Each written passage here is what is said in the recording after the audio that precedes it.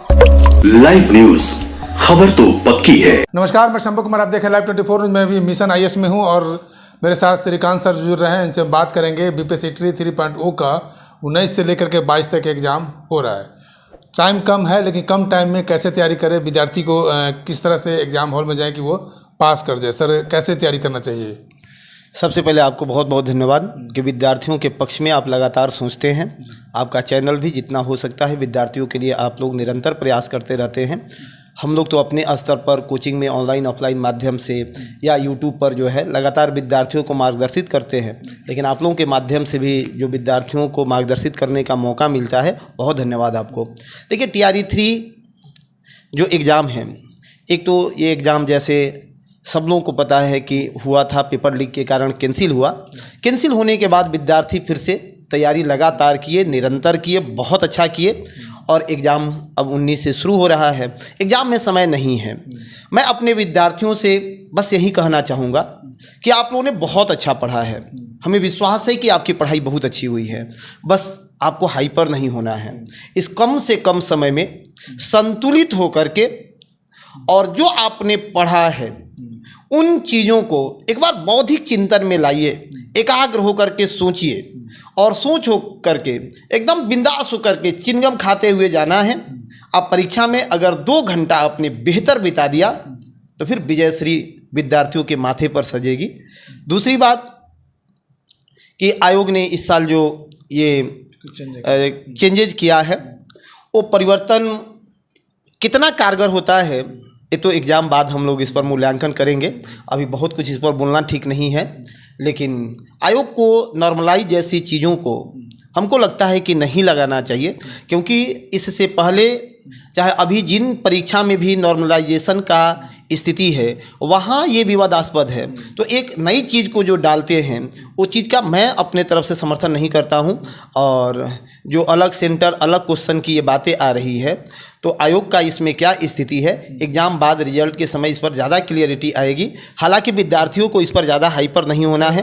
एक चीज़ क्लियर कर दीजिए, ये नॉर्मलाइजेशन और परसेंटाइल 2 चीज़ में कुछ ये है क्या सुधार किया? नहीं, देखिए, नॉर्मलाइजेशन और परसेंटाइल क्या है ना कि ये प्रश्न के वेट से उसको मार्क्स बढ़ा दिया जाता है। इसमें आयोग तय करता है कि कौन सा क्वेश्चन जो है टफ है, कौन मॉडरेट है, कौन इजी है, और उस आधार पर जो है मार्क्स को बढ़ा दिया जाता है। एक क्वेश्चन पर 1 से ज़्यादा मार्क्स भी दे दिए जाते हैं अगर टफ क्वेश्चन है तो। ये नॉर्मलाइजेशन है। एक बार सेपरेट आपसे हम पूरे नॉर्मलाइजेशन पर और परसेंटाइल पर आपसे एक बार खुली जो है चर्चा करेंगे।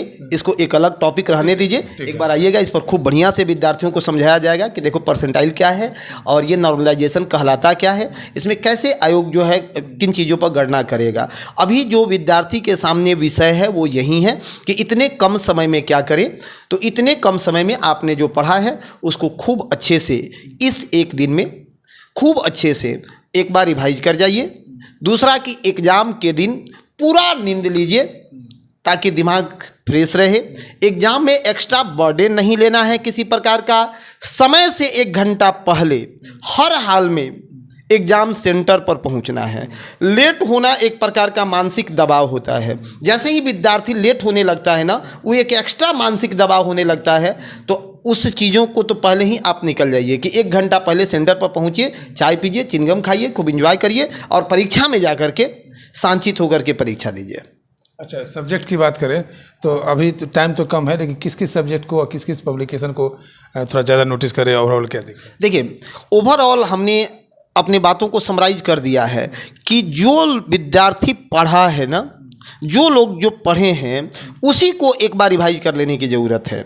सीधी सी बात है। दूसरी बात कि रिजल्ट तय होगा किस पर, तो करेंट अफेयर्स जो लोग अच्छा किए होंगे, जिनका थोड़ा सा EVS बिहार स्पेशल पर पकड़ होगा और मॉडर्न हिस्ट्री होगा, उन लोगों का रिजल्ट कोई नहीं रोक सकता है और रिजल्ट होना ही होना है, क्योंकि एक तो समय मिल गया। दूसरा बात कि मैं बहुत क्लियर कर देना चाहता हूं कि कुछ लोग जैसे विद्यार्थी के दिमाग में इंजेक्ट कर दिया है कि क्वेश्चन बहुत टफ होगा या फिर कट ऑफ बहुत बढ़ेगा पेपर लीक होने के वजह। हाँ, पेपर लीक होने के वजह से कि क्वेश्चन बहुत टफ होगा, इसके बाद जो है कट ऑफ बहुत बढ़ेगा।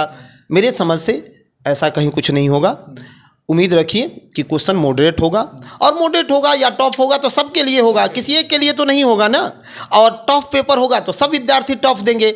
आपने अगर अच्छा पढ़ा है तो इससे डरने की ज़रूरत नहीं है, और कट ऑफ बहुत भागने वाला नहीं है। इससे पहले भी बहुत सारा एग्ज़ाम कैंसिल हुआ, उसके बाद री एग्ज़ाम हुआ, हम लोग देखते आए हैं सर। 15-16 साल से इस क्षेत्र में जो है लगातार देखते रहे कि कब क्या स्थिति बनी है, तो बहुत डरने की ज़रूरत नहीं है।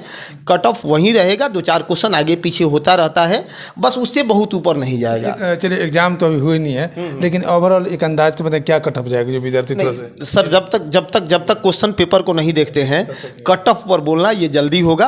क्योंकि मान लीजिए इजी क्वेश्चन हो जाए, इजी क्वेश्चन होगा तो कट ऑफ स्वाभाविक है कि बढ़ेगा, लेकिन क्वेश्चन टफ हो जाए तो स्वाभाविक बात है कि जो है घटेगा। तो बिना क्वेश्चन देखे कट ऑफ जैसे विषय को छेड़छाड़ करना, ये लाइमलाइट में या मीडिया में सुर्खियां बिटोरना हुआ, ये चीज़ ठीक नहीं है। बस आयोग से पुनः एक बार हमारी प्रार्थना रहेगी कि एग्ज़ाम स्वच्छ करा ले।